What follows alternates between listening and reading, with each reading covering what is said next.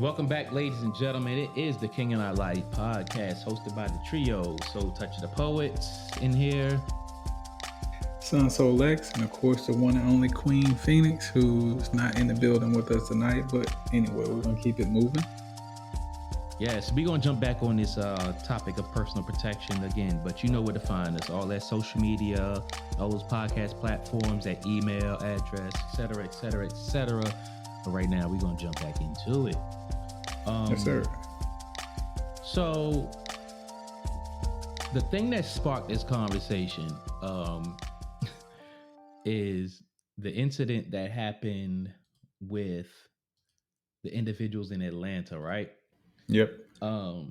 You threw a dynamic on it that I was not aware of.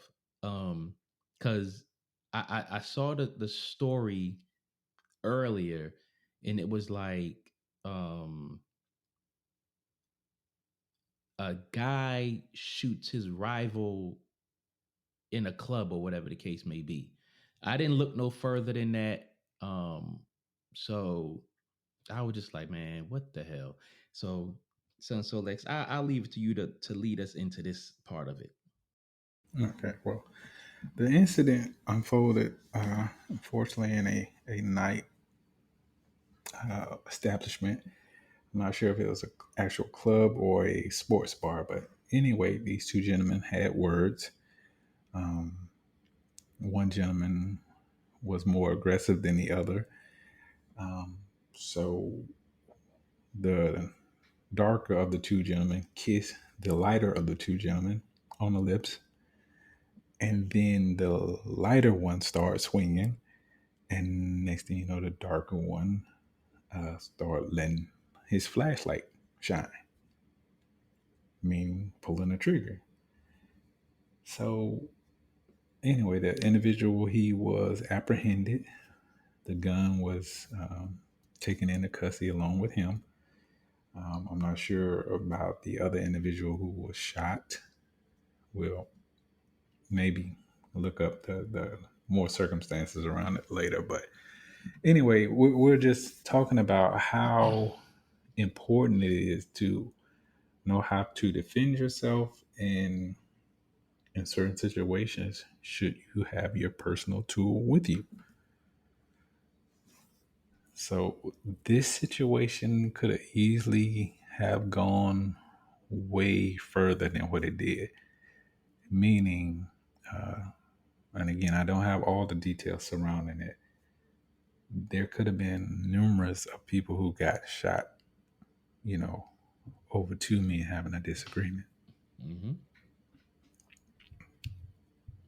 I'll say this about disagreements. Like you say, it's easier just to walk away. And I've had to find myself in situations where I've had to walk away, even though I really, really didn't want to. Right. But at the end of the day, it's about going home. I mean, you can beat your chest anytime you want to and say, yeah, I'm man, or, I ain't with that stuff or Right. whatever the case may be. But at the end of the day, um, using your higher self, meaning your better decision making, will probably save you a lot of heartache and pain in the end. Mm-hmm. One particular instance that I can think of is where I used to live. Uh, there's a situation where there's this nightclub that's actually a strip club, right? Mm-hmm. And this gentleman in there um, was drinking with his buddies, having a good time. Um, he was, shoveling out dollars to this stripper that was in the club. Mm-hmm. But he accidentally gave her $100 bill Oh Lord. when he was meaning to just give her $1. So Mm. once he realized what he did, he went to the stripper and he was like, "Hey, um, I accidentally gave you $100. I didn't mean that." Um, and he was trying to work it out from what I heard. Again, this is strictly hearsay. Mm-hmm. But instead of them, Next thing you know, a bouncer got involved, and another bouncer got involved, and he's like, "Hey, give me my money back." Mm. Which I could agree. I mean, if I give you $100 damn bill, I'm gonna be pissed too. I want, I don't give a damn if you give me just $50 back or something. But anyway, so instead of them, taking the gentleman to the side saying, "Hey, we realize you gave this person $100. Let's work something out with you." They decide to beat his ass Oh wow. and then kick him out of the club. Mm. So at this point, this individual, he's pissed, he's drunk, he's, beat up, and he's humiliated. Right. So he went to his truck, got his flashlight, and came back into the strip club, and he proceeded to shine his light. Mm. So before it's all over, the stripper was dead, three bouncers were dead, and Oh the wow. owner of the club's son was dead. Mm. So, um, of course, once he did all this and realized what he's done, he tries to run away. And a few hours later, they caught him. So, in this particular situation, this was one of those situations he should not have had his flashlight with him Mm. because he let a few moments of bad judgment lead him into a situation where I seriously doubt if he's ever getting out of jail. Mm. And plus, these people have lost their lives over $100. Okay. So I'm gonna speak on both of the incidents that you just mentioned. All right, go ahead. I'm gonna speak on the second one first. Go ahead. Rule number one. Well, comment number one. No one should be handling a firearm under the influence of any type of alcohol, drug, or medication, Hell unless no. unless you are in a dire situation and your life is in jeopardy. What I mean by that is if I know I had been drinking, um, or taking some medication, or I smoked a cigar and my head is feeling loopy, or whatever the case may be, my firearms are nowhere near me at all. Mind you, I'm going to be in the comfort of my own home because, like I said, I live in Maryland and carrying a firearm out in the streets like that is just not legal. So if I'm in my damn house and I'm under the influence of anything, I'm not picking up a firearm unless my life is in jeopardy. Second, um, if you are in a strip club and you are under the influence of any type of thing, I don't think it's a good idea for you to be pulling out any type of money and flinging it at strippers. Because my thing is this: don't go where you can't afford it. Um, because what he did was just fucking retarded to me. If you are in there and she's shaking her ass in your face and you smelling her sweaty stripper ass cheeks and you want to pull out money out your pocket and throw it at her, I suggest you look at what you about to put in her damn waistline or whatever the case may be. Mm-hmm. Um, the other thing I'll say is if that gentleman was not putting his hands on that young lady, there was no reason for them to handle him that way. Um, talk to him, like you said, work something out. My thing would be too bad, so sad. I'm going to, as a bouncer or anything like that, I'm going to lean towards you in here. You know what you're doing, whether you drunk or not. You if you can't handle your liquor while you peeling off dollars for these strippers, you don't need to be in here. Go somewhere else. Um, now the first situation. Yes, it could have went a lot worse than what it went, but it could have also been avoided. True Um, that. I you said you don't have the details. I don't have the details either. So I can't speculate if they knew each other. If dude who kissed the other dude and then end up pulling out a gun because he got, dissed or whatever the case may be.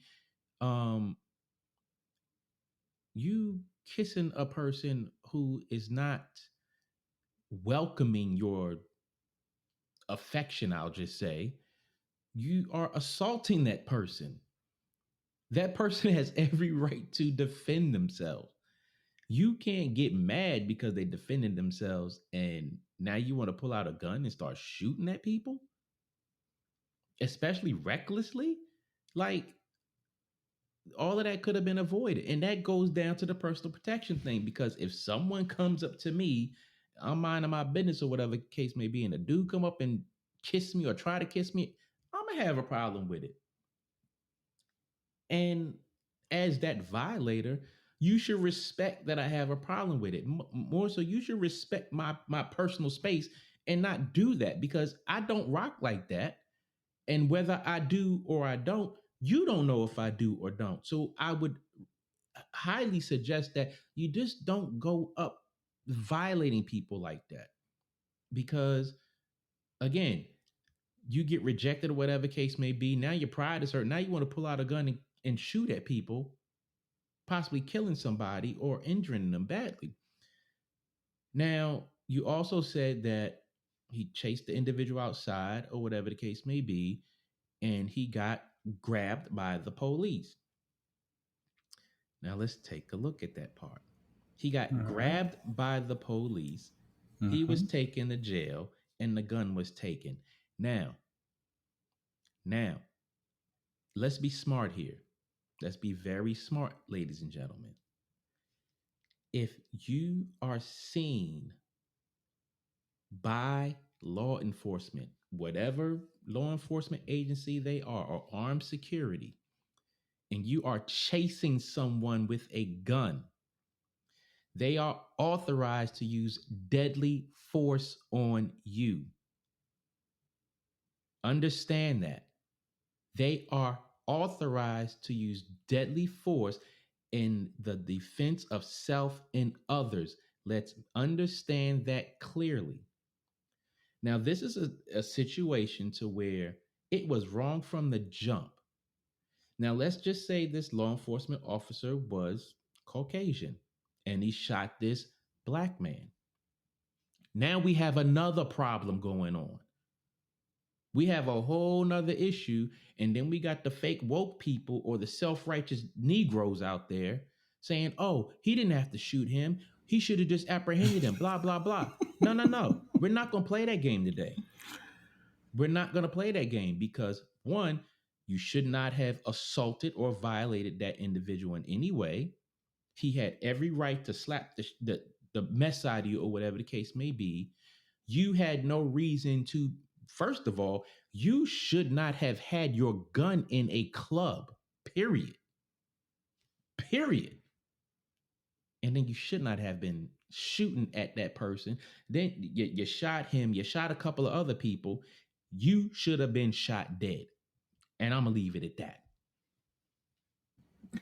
I'll say in both of those situations, again, the firearms were used incorrectly. Totally. Totally. So the thing about it is, if someone's attacking you first or initiating the attack upon you, of course you have the right to defend yourself. But with the first situation, again, you kissed the dude. What do you think he is going to do? Kiss you back? Right. Like, do you think he'll like, oh man, that was so sexy. Kiss me again. Right. What? Mm. So in a way, it's kind of like you made him the B word by Yeah. committing such an act like that in front of, of course, people he may know and people he didn't know over a dispute. All of that. All of that. In the second situation, uh, again, I think something could have been worked out. I feel bad that the gentleman accidentally gave this performer $100 when he only meant to give her $1. Mm-hmm. But again, like you said, you're under the influence. Yes, you're there to have a good time. Yes, you probably, in all intentions, didn't mean to give her, $100 freaking, but you did. Mm-hmm. So that might be again one you have to, chalk it up as well. I had a good time, and leave it at that. Yeah. But on the flip side of that, where I think the bouncers were wrong, or was when they beat his ass Mm-hmm. and then kicked him out. Mm-hmm. They could simply call the police and say, "Hey, we got a customer who we're having, a dispute with. Can you send a police officer so we can handle this peacefully?" Right. But because they felt like, we're bouncers, we're big and we're bad and we can do whatever the fuck we want to, they felt it was fair to beat this man's ass and kick him out. So Mm. he felt it was fair for him to come back and show you you were wrong. Right. So again, I'm not taking anyone's side in the situation, but both sides were wrong, and I can't say both sides were right because no one walked away from that, without one losing your life or losing your life, Yeah. meaning you in the next world and you going to jail for the rest of your life if you don't get the damn death penalty. But Yeah. anyway, the thing about having personal protection, again, I feel is if someone comes to me in a threatening manner, then of course I'm going to do what is necessary to protect myself and my family. Yeah. But I'm not going to go to someone else's establishment, someone else's home, and start some shit. I'm just not going to do that because you know, at that point they have all the reason, all the motive, they got all the laws on their side, saying you brought it to them. Only thing they were doing was protecting themselves. Mm-hmm. So you really got to think about the circumstances around you pulling your tool or using your tool. Right. Now, if I see someone out in the streets and I got a problem with them, first of all, I'm not gonna do it in a situation or make it a situation where there's a lot of shouting going on, a lot of spectators. I'm a man, so when I come to you as a man, I'm gonna say, "Hey, bro, can me and you as men talk about this situation we got?" Mm-hmm. And again, we could either agree to disagree, or we can agree to take it somewhere else and handle it like men with these two goddamn gloves or fist or hands, Mm. however you want to do it. But Right. again, when you're talking about pulling a gun on someone, that's some shit you can't take back. Mm-mm. Especially if you take their life, you can't give it back to them. You can't give that family back their son, their husband, their father, brother, whatever the case may be. You can never repay that shit. Mm-mm. So I just find it best not to even bring your personal tool into the situation because at Yeah. that point there is no going back from whatever happens at that point. Right. Again, you might have yours, and for all you know, one of his relatives or one of his acquaintances come up behind you and blow your damn back out. Right. And I ain't talking about the way you like it either. Clearly. So no, it's just not worth it, man. Yeah. It's just not worth it. Again, I get the whole thing of, people want to protect themselves and protect their property, but at what cost is it really worth losing everything over a dispute? Yeah. It's just not worth it. It's not. It's not. Yeah. Um. So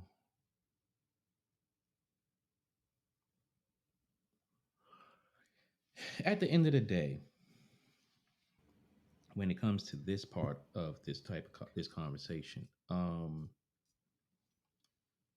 it just doesn't make sense for, again, if you're not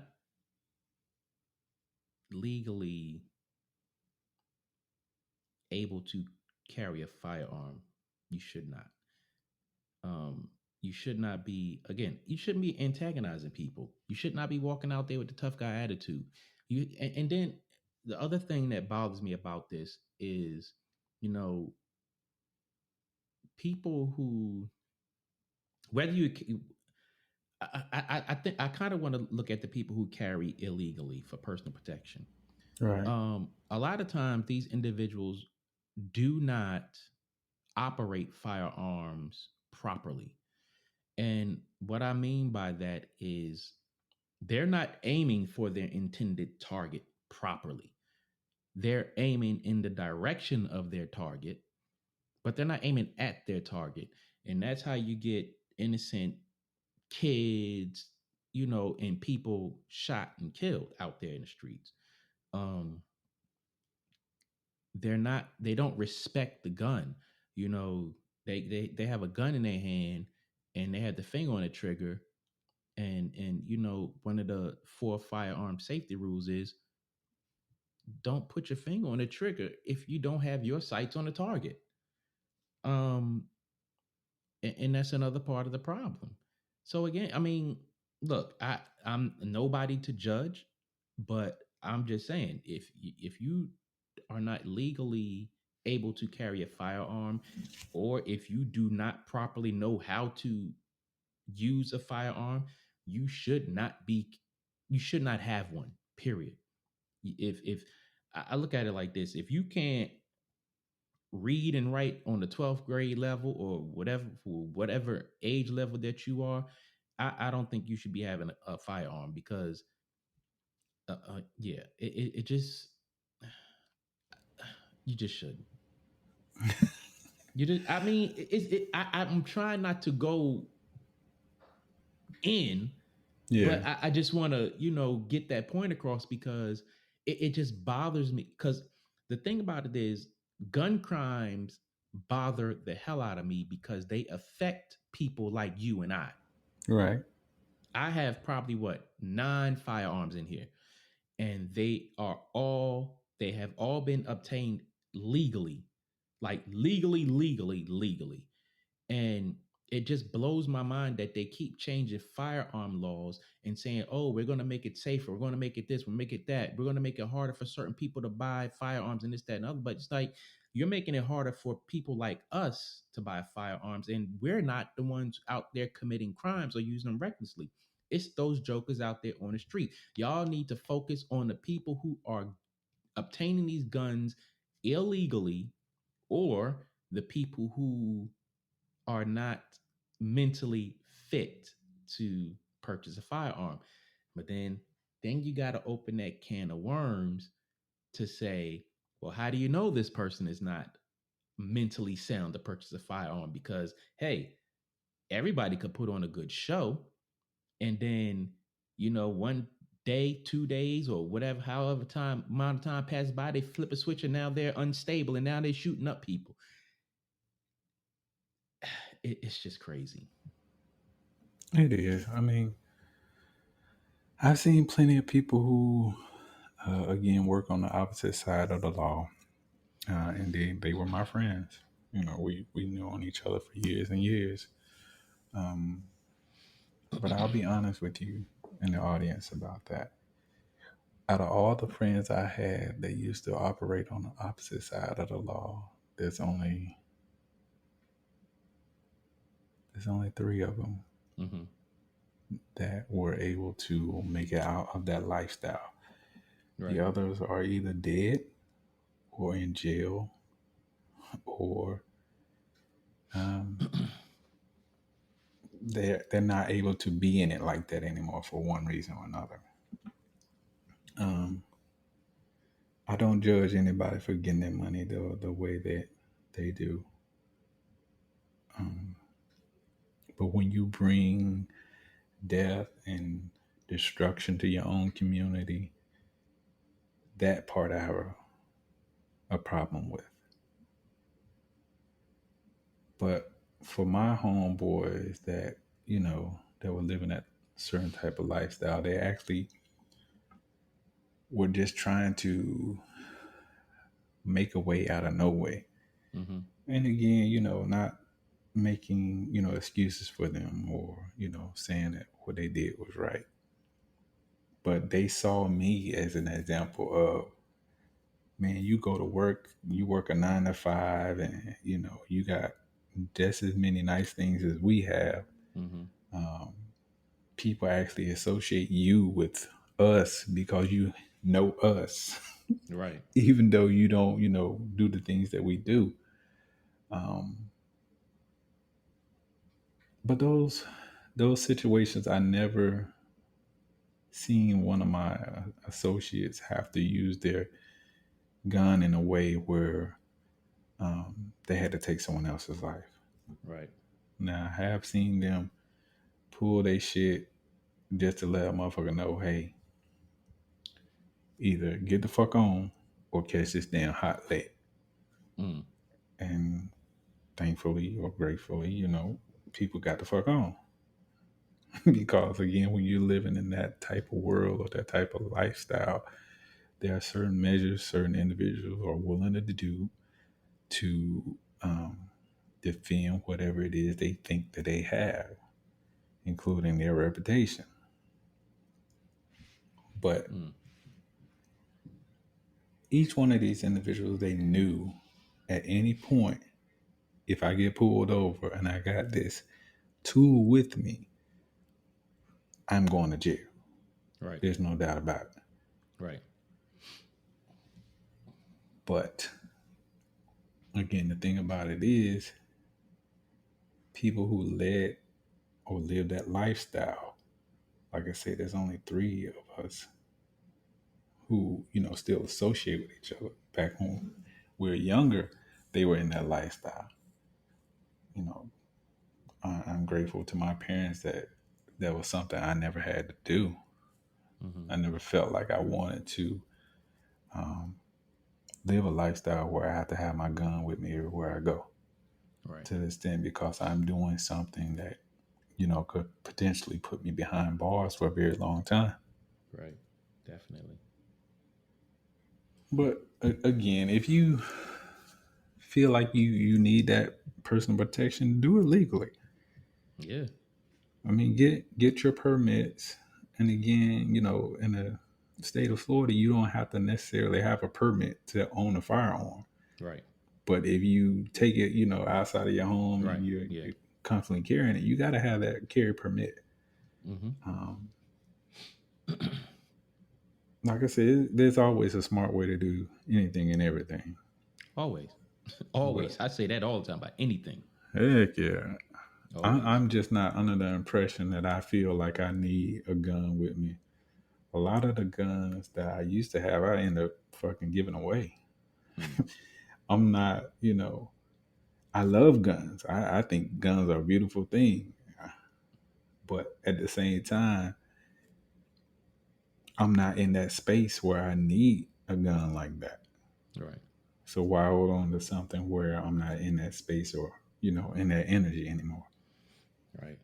Um, I guess the last thing I want to say on that before we break out of this segment is um the one thing that I don't think is wise for people who carry guns, whether they're legal or not, is I don't recommend pulling out a gun unless you are going to use it.